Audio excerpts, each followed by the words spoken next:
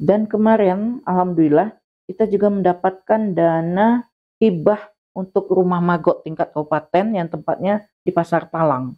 Dan alhamdulillah ketiganya itu orang awak. Iya, iya, Orang iya. awak, orang Sumbar. Jadi waktu kita audiensi Ini itu, sedikit-sedikit KKN nggak apa-apa, asal untuk kebaikan Kabupaten Solo ya, Bu iya, ya. enggak, maksudnya komunikasi Iya, kita lebih iya, lancar.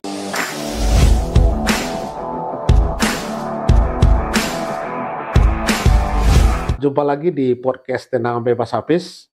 Kali ini kita akan membahas soal persampahan di Kabupaten Solo. Sebelum kita diskusi panjang 20-30 menit ke depan dengan Kepala Dinas Lingkungan Hidup, maka kita ingin mengulas sedikit terlebih dahulu. Pertama bahwa triple krisis planet ini ada 3. Yang pertama itu menyangkut dengan perubahan iklim, kemudian yang kedua terkait dengan hilangnya keanekaragaman hayati, kemudian yang ketiga ada polusi. Nah, terkait dengan soal persampahan itu sudah masuk dalam target SDGs, Sustainable Development Goals. Tentu kalau kita coba lihat data 2023 dan 2024, 69 juta sampai 75 juta ton sampah itu ada di Indonesia. Dan dari 70 juta sekian sampah yang ada itu, 44% itu adalah sampah rumah tangga dan 18% itu adalah sampah plastik. Tentu ketika kita bicara soal data ini, kita mencoba berpikir tentang Kabupaten Solo-nya. Berapa sih sampah per tahun, kemudian sampah plastiknya berapa, kemudian cara pengelolaannya. Artinya kalau kita bicara soal Kabupaten Solo, ada yang dikelola secara mandiri oleh masyarakat, kemudian ada yang memang Dinas Lingkungan Hidup berpartisipasi atau ikut hadir dalam kegiatan penata laksanaan sampah ini. Sudah hadir bersama saya Ibu Kepala Dinas Lingkungan Hidup, Ibu Asnur. Kita akan bincang-bincang dengan beliau karena Komisi 3 DPRD ada sesuatu hal yang menarik. Di zaman beliau ini kita mendapatkan sertifikat Adipura. Tentu kita akan bincang-bincang ke sana. Sebelum kita masuk ke Adipura ini, kita ingin tahu dulu di Dinas Lingkungan Hidup ini Bu Kades. Saya lebih nanti bisa dipanggil Bu Kades atau Bu Asnur lah. Ya, Bu Asnur. Kira-kira apa sih persoalan sampah kita di Kabupaten Solo hari ini? Baik. Makasih Pak Hafiz. Assalamualaikum warahmatullahi wabarakatuh. Salam. Nah, sebelumnya nih saya mau ucapkan terima kasih lebih dahulu Sama-sama. Sudah diundang di sini untuk bincang-bincang mengenai masalah persampahan, khususnya mengenai pengelolaannya dan pengurangan sampah di masyarakat. Dan kita juga sangat apresiasi sekali nih Pak dengan adanya tendangan bebas Hafiz ini merupakan salah satu media yang nantinya kita harapkan dapat memberikan pencerahan kepada masyarakat sehingga masyarakat lebih bisa mengetahui dan keterbukaan, dan tentu secara langsung ini akan memberikan dan mendukung program pemerintah khususnya Kabupaten Solo. Baik, tadi kalau kita berbincang-bincang mengenai sampah itu tidak akan ada habis-habisnya Pak. Selagi manusia memenuhi kebutuhannya akan menghasilkan sampah. Sampah baik itu sampah rumah tangga, sampah medis, sampah yang menyerupai rumah tangga, semuanya itu akan tetap ada dan tidak akan pernah tuntas. Jadi kalau ada yang mengatakan kita akan menyelesaikan masalah sampah, itu sesuatu yang mustahil. Jadi apa yang bisa kita lakukan? Yang bisa kita lakukan adalah mengelola sampah. Bagaimana sampah ini dikelola sehingga melalui 2 cara, yaitu dengan penanganan dan pengurangan. Jadi dengan penanganan sampah itu adalah tugas dari pemerintah, mulai dari atas sampai tingkat atas sampai ke tingkat bawah. Misalnya dari pusat, dari gubernur, dari provinsi, kabupaten, kecamatan, sampai nagari harus menangani sampah.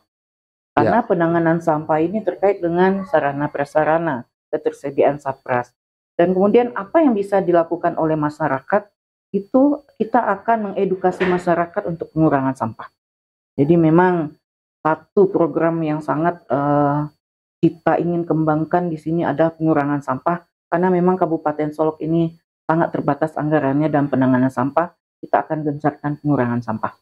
Ya, kemudian Bu, ini kan dulu kita sempat agak hangat diskusinya terkait Iya, dengan sertifikat Adipura. iya, Ketika kita lihat keluhan yang muncul, kita boleh coupling loh dalam diskusi ini, iya, ada selatan, ada utara, ada tengah, ada timur. mhm, Masih banyak yang menjadi keluhan masyarakat, iya, apalagi di daerah-daerah di pinggir jalan. mhm, Ini bagaimana sih yang dinamakan sertifikat Adipura ini, Bu? oke, baik.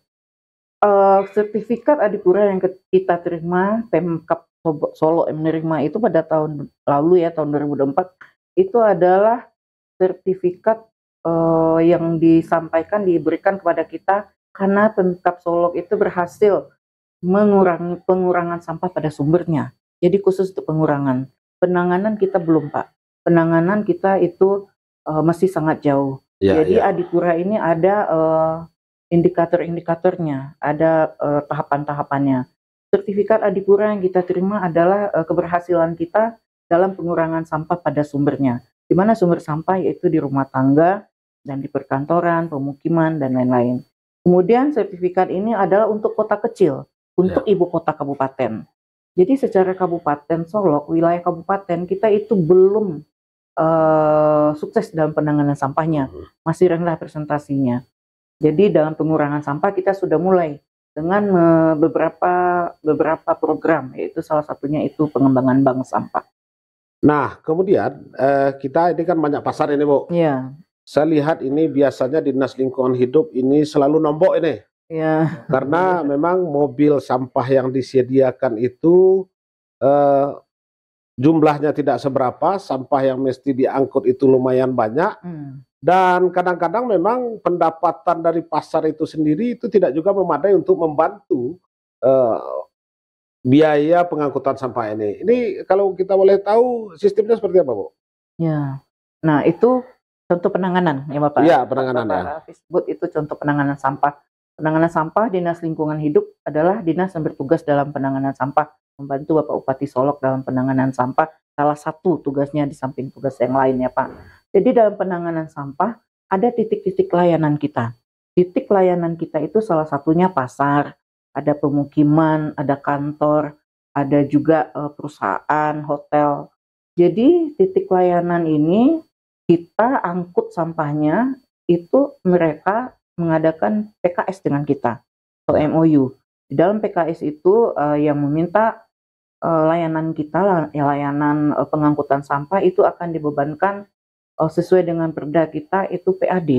Ya. Jadi mereka harus membayar PAD ke kas daerah sesuai dengan ketentuan yang berlaku. Dalam kenyataannya, saya potong, Bu. Dalam kenyataannya sudah terpenuhi nggak, Bu? Pendapatan asli daerah dari ini? Iya, kita terpenuhi karena memang kita gencar ya itu PAD-nya, menagih PAD-nya, tetapi tunggakan juga sangat banyak. Oh iya, ya. Tunggakan sangat banyak. Tapi secara umum yang lain menutup yang lain, kita PAD kemarin berhasil lebih 100%, 111%. Tetapi itu kan kita masih bisa lagi meningkatkan jika semuanya tidak ada tunggakan. Nah, jadi memang ada beberapa nagari, bahkan ada yang 1 tahun menunggak. Karena ya? Karena memang ketidakmampuan mereka. Jadi nanti kita ada solusi ke depannya. Solusi ke depannya mungkin kita tidak lagi mengumpul, buang, dan angkut sampah. Kita ada nanti solusi yang sesuai dengan pengurangan sampah.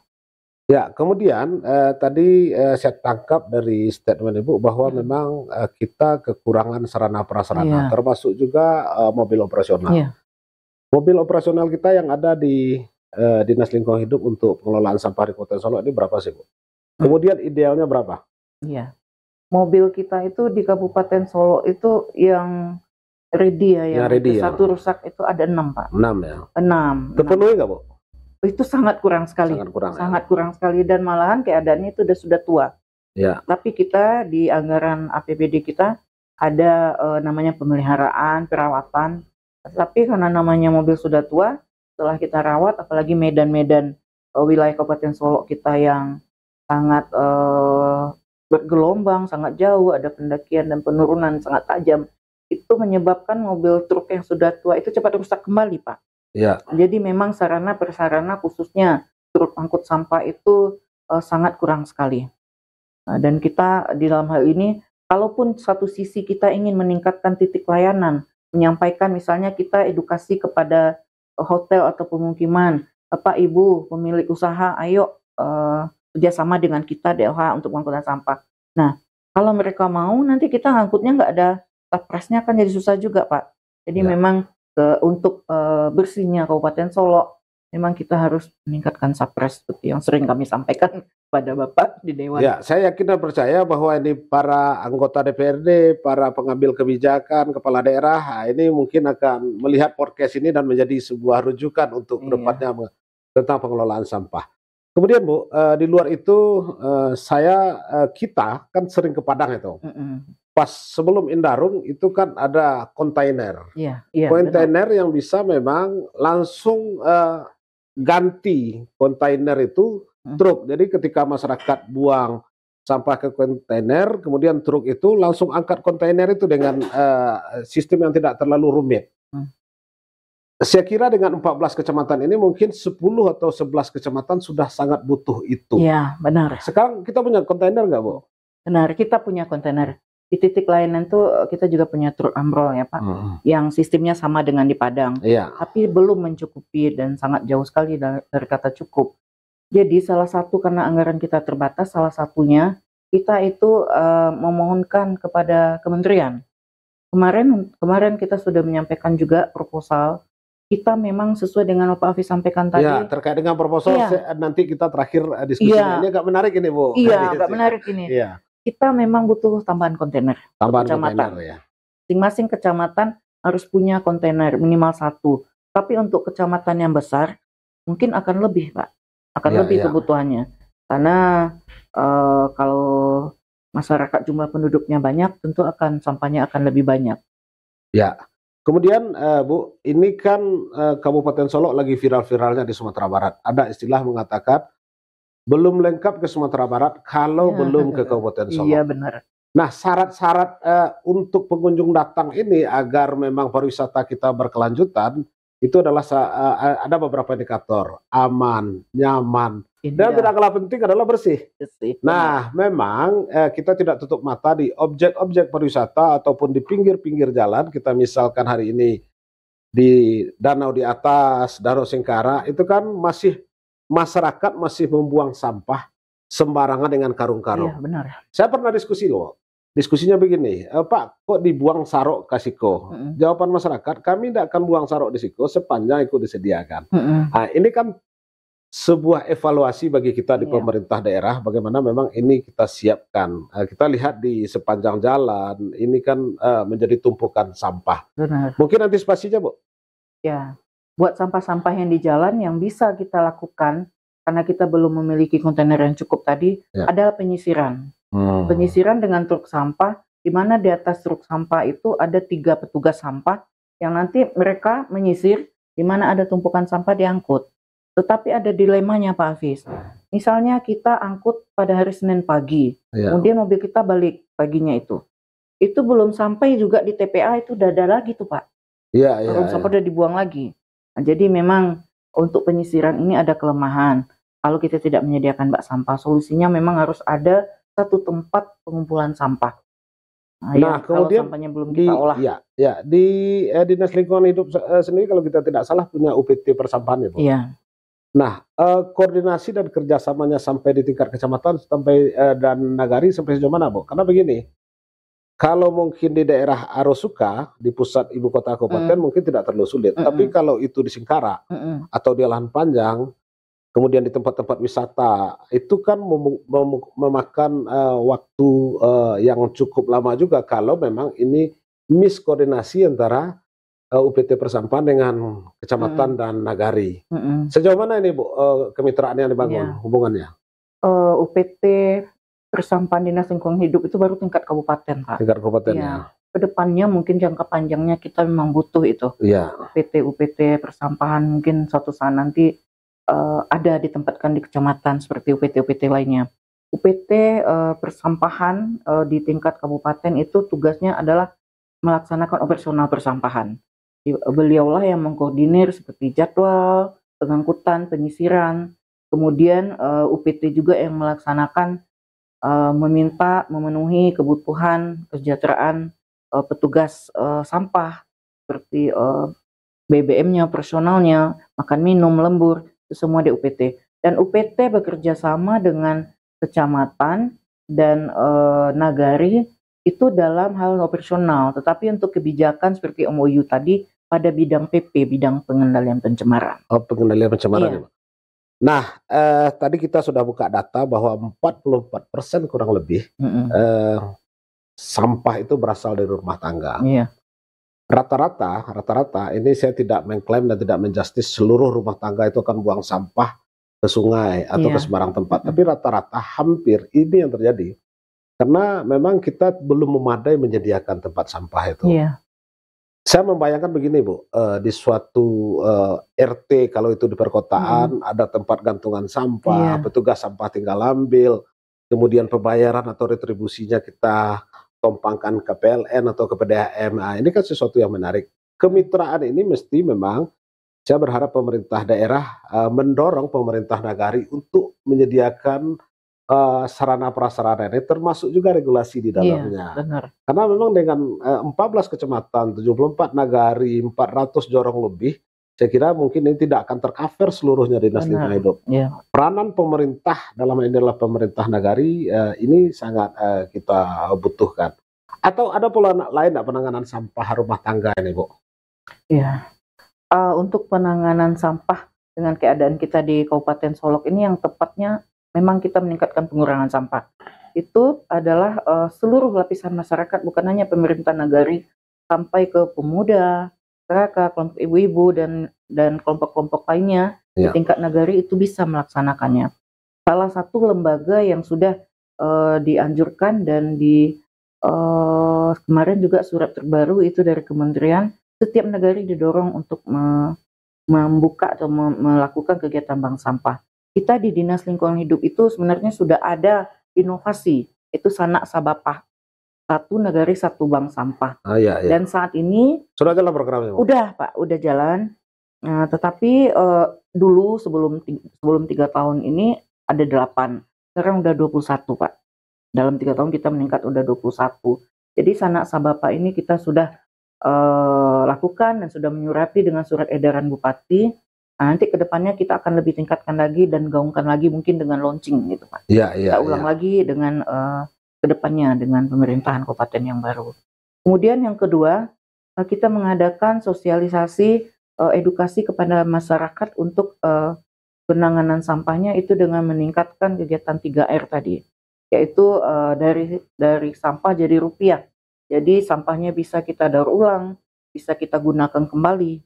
Pengurangan sampahnya misalnya membuat pot-pot bunga dari plastik, dari bekas-bekas air mineral, itu akan setelah kita olah dengan suatu keterampilan akan bernilai jual yang lebih dari nilainya sebelum kita olah. Jadi memang kegiatan 3R, kegiatan bank sampah itu kita galakkan di tingkat masyarakat nagari.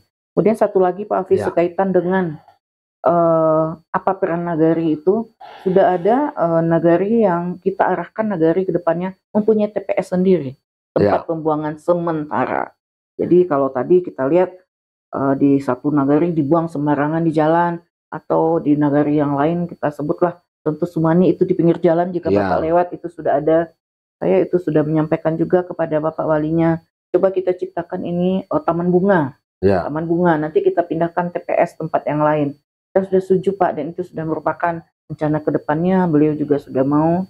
Jadi tolong Bu kita mendukung, tetapi yang kita lebih inginkan peran dari mereka. Kalau kita kan dalam gotong royong itu mengangkut sampahnya, tapi kalau tamannya tidak dari mereka, tentu tidak dirawat kalau kita yang kasih gitu Pak ya. Jadi memang dari masyarakat nagari untuk masyarakat nagari, sehingga di sepanjang jalan itu akan indah. Termasuk di Kulit Manis, Simpang Kulit Manis, Simpang Bumi, itu di pinggir-pinggir jalan. Kita pindah TPS, kita bikin taman bunga di situ, Pak. Ya, kemudian setuju saya itu, Bu. Kemudian kita lihat ini kan mestinya kita harus merubah mindset ini. Mindset kita selama ini adalah kumpul, angkut, buang. Tentu yang 11% data yang kita dapatkan tadi terkait dengan sampah plastik. kan Ibu tadi sudah sampaikan ada mesti gagasan-gagasan untuk Iya. mendaur ulang sampah ini. Dalam hal ini mungkin kita setuju terkait dengan itu, tetapi saya punya pertanyaan menarik ini Bu, terkait dengan TPA. Ya, Kita kan masih numpang ini Bu, yang iya punya benar. provinsi atau kota ini Bu? Provinsi Pak. Punya provinsi. Regional. Sementara kan kita punya lahan ratusan Iya hektar. benar. Nah, sudah sejauh mana ini upaya Dinas Lingkungan Hidup Bu? Ya baik.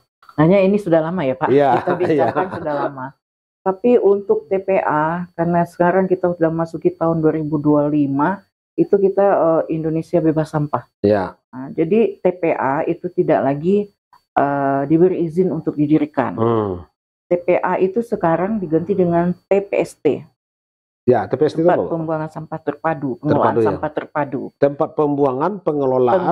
Tempat pengolahan sampah terpadu. Oh iya, ya. Tempat pengolahan sampah terpadu. Jadi di sana ada sampah dibuang, tapi tidak kita buang begitu aja, tapi kita olah. Di sana harus ada komposter, harus ada mesin pengolahan sampah di suatu lokasi. Dan untuk TPST di Kabupaten Solok, kita sudah merencanakan, apalagi kemarin waktu kita audiensi dengan Bapak Bupati, itu Pak, Bupati yang baru ya Pak, mereka menginginkan, iya Pak Don Pandu, mereka sangat mendorong sekali. Ayo kita dirikan TPST, coba Ibu kaji katanya, Dinas Lingkungan Hidup kaji apa yang dibutuhkan. Nah memang tidak sedikit ya Pak ya anggaran untuk TPS, tapi kalau kita serius, kita punya lahan, jadi di sini kami ingin dorongan dari Dewan juga, mari kita adakan duduk bersama, rapat koordinasi tim terkait. Kalau memang Pemda punya tanah, kita tanya ke Dinas Perumahan, Dinas Pertanahan, mana tanah yang akan disediakan untuk kita minimal 20 hektar, karena kita terpadu Pak, atau 10 hektar juga bisa, tapi kalau bisa, kalau karena kita bikin kompos, juga kita bikin tempat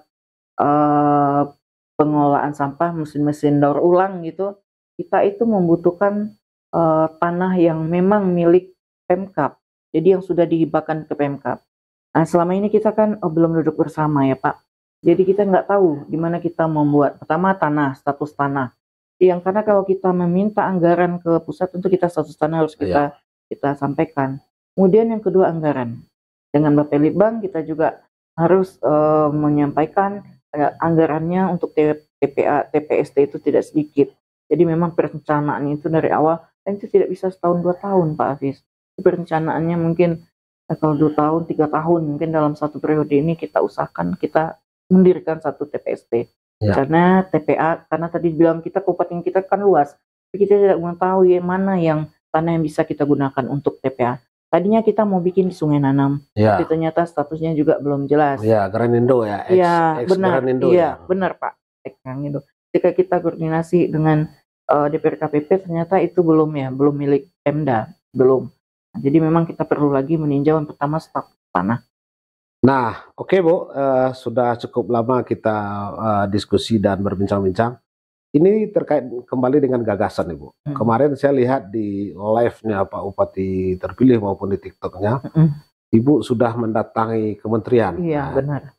Ini masyarakat ingin tahu apa sih agendanya kementerian Bu? Iya. Alhamdulillah Pak Hafiz, kemarin Kementerian Lingkungan Hidup termasuk salah satu kementerian yang didatangi, yang kita pemerintah Kabupaten Solok disambut dengan baik.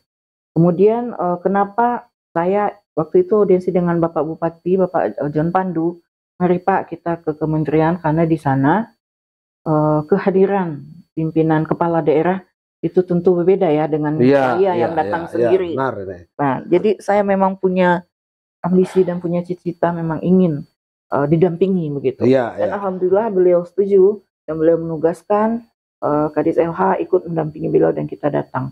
Tidak tanggung-tanggung Pak Hafiz. Di sana kita langsung diterima oleh Bapak Deputi Pengelolaan Sampah dan Limbah B3, Bapak Adi. Kemudian didampingi oleh 2 Direktur Penanganan Sampah, Bapak Nofrizal, dan Direktur Pengurangan Sampah, Ibu Vinda. Dan alhamdulillah ketiganya itu orang awak. Orang Sumbar. Jadi waktu kita audiensi ini sedikit KKN nggak apa-apa, asal untuk kebaikan Kota Solo ya Bu. Enggak, maksudnya komunikasi kita lebih lancar. Lebih gitu. lancar ya. Belum lagi kita ngomong, ini Bapak apa, tulis aja apa yang mau. Sebutkan aja apa yang mau. Gitu pembukaannya udah enak gitu Pak. Jadi kita tinggal sampaikan sampaikan tadi juga kita dengan Ibu Bupati juga Pak, dengan Ibu Bupati, Ketua GOI kita, karena beliau juga terlatar beliau lingkungan ya, beliau lingkungan sangat mendukung sekali. Beliau mengatakan, Bu katanya, kita jangan minta satu per kecamatan, jadi kita karena kecamatan Dia kita diminta ada ini yang apa, Bu? kontainer Kontainer bak ya. sampah, kita mohonkan untuk kecamatan yang besar lebih dari satu. Nah, kemudian kita juga truk sampah, kalau truk sampah itu disanitasi di Dirjen di PU Pak, Cipta Karya. Respon dari Deputi sendiri tentang permintaan dan pengajuan proposal kita, Bu? Kita justru disarankan untuk merubah proposal kita sesuai dengan yang sudah kita paparkan. Tadinya kan kita punya konsep, kemudian kita sampaikan. Kemudian dalam pembicaraan, konsultasi berjalan, kita udah saling diskusi, ada masukan, kita perbaiki.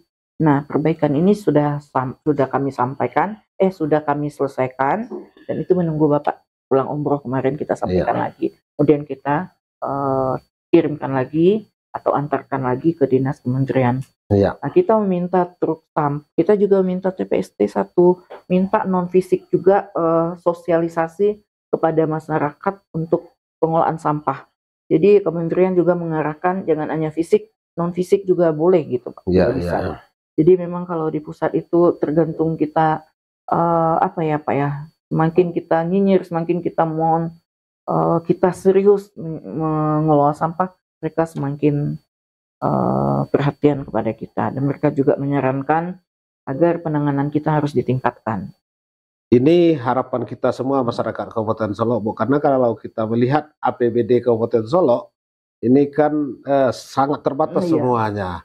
Tentu ada komitmen kita untuk bersama-sama menyampaikan proposal ini ke pemerintah provinsi dan ke pemerintah pusat. Saya lihat DLH sudah maju selangkah ini menyampaikan ke Kementerian Lingkungan Hidup. Nah, di luar itu Bu, ada enggak gagasan lain terhadap persoalan sampah ini? Kan tadi kita bicara masalah. Sekarang kita bicara gagasan 5 tahun ke depan pimpinan John Firman Pandu dan Haji Chandra. Ada pasti Pak, ada, kita udah susun. Pertama terkait dengan tadi kita ngomong Adipura, kita mendapatkan reward DAK kita ya Pak. DAK 2024 salah satunya itu kita membangun bank sampah induk. Bank sampah induk ini adalah gabungan dari bank sampah unit yang sudah ada. Tadi kan sudah ada 21. 21 ini nanti akan menjadi anggota bank sampah induk. Itu lokasinya karena DAK kita adalah DAK tematik pariwisata, kita pengampu pariwisata. Jadi lokasinya harus di Salingka, Danau Singkara. Jadi sekarang lokasinya di Jalan Tanjung Alai di sebelah kanan, di sebelah kiri. Tapi itu skopnya, ruang lingkup kerjanya adalah kabupaten. Nah, apa yang kita lakukan ke depan dengan BSI? Yang pertama tentu kita akan resmikan dan launching.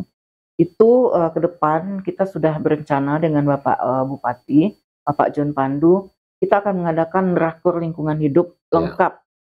Lengkap formasinya mulai dari camat, OPD, kemudian nagari. Akan kita undang, itu kita akan menyatukan komitmen.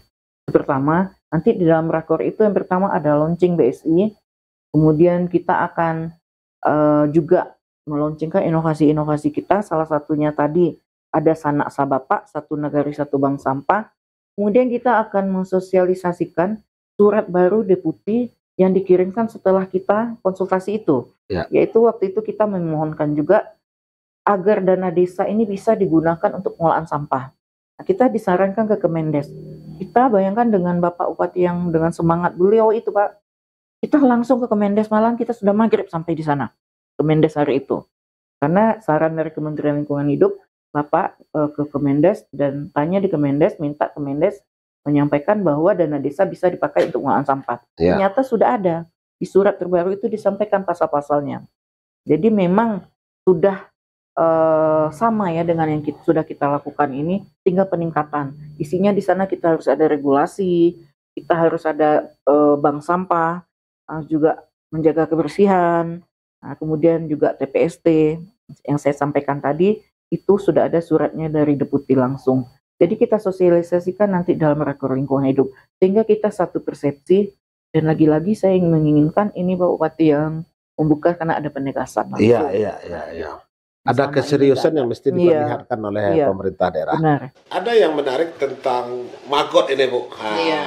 Ini kan berasal dari sampah juga. Iya. Mungkin bisa dijelaskan ke masyarakat, Bu, untuk memotivasi. Iya.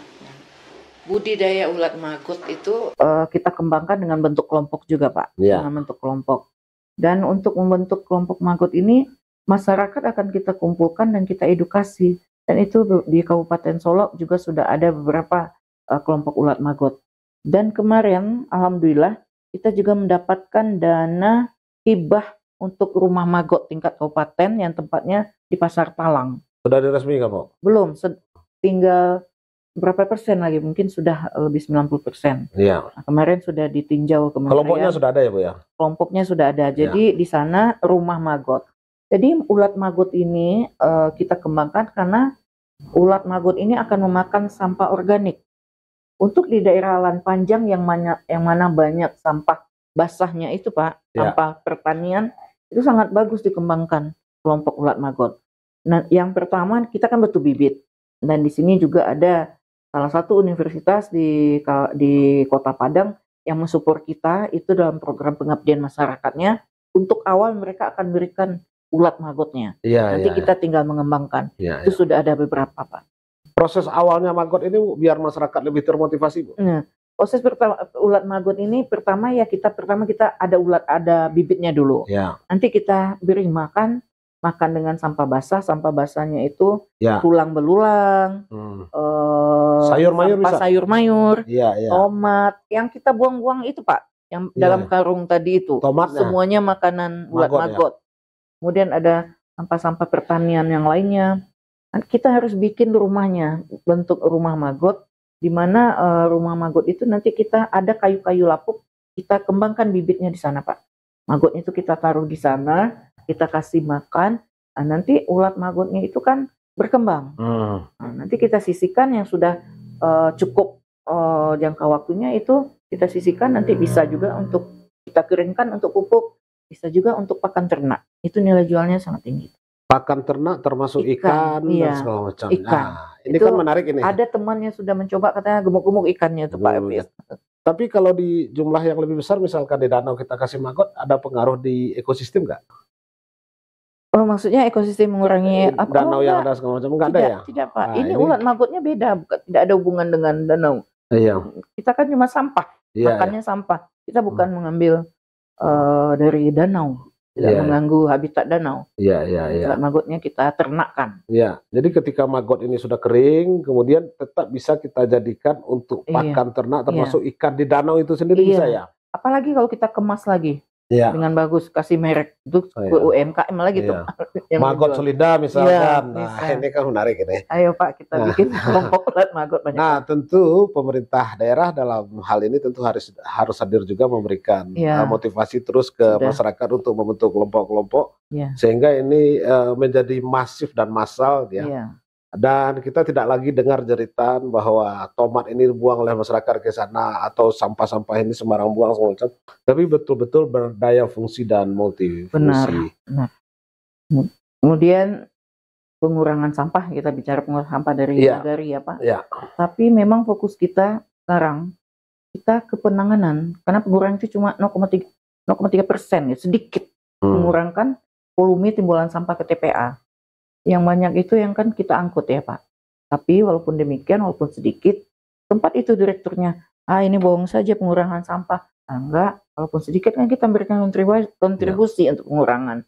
Jadi tetap penanganan, tetap truk sampah itu kita butuhkan. Iya. Mohon dukungannya itu. Mungkin closing statementnya ada, Bu, sebelum kita tutup? Emang kita udah waktunya ya? Iya.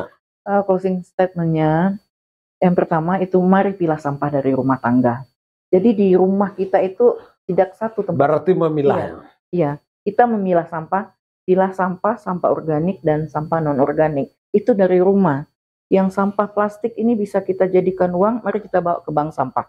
Mari kita bawa ke bank sampah sehingga sampah yang kita buang ke TPA itu jumlahnya, volumenya akan berkurang. Karena sebagian akan kita jadikan rupiah bernilai ekonomi gitu.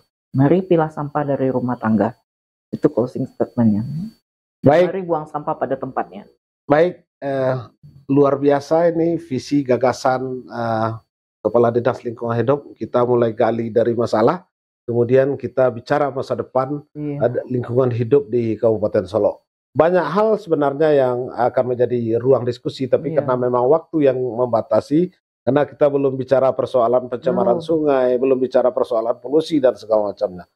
Tapi diskusi ini saya kira bisa mencerahkan kita semua, dan yang tidak kalah penting adalah sehebat apapun Dinas Lingkungan Hidup, sekuat apapun, tentu partisipasi publik sangat dibutuhkan. Ada statement yang disampaikan oleh Kepala Dinas Lingkungan Hidup tadi, Bu Asnur, beliau sampaikan pilah sampah. Ini menjadi catatan kita, masyarakat ke depannya, pemerintah bertindak sebagai pendayung, kemudian masyarakat bersama-sama ikut dalam barisan itu. Demikian tendangan bebas Hafiz. Assalamualaikum warahmatullahi wabarakatuh. Waalaikumsalam warahmatullahi wabarakatuh.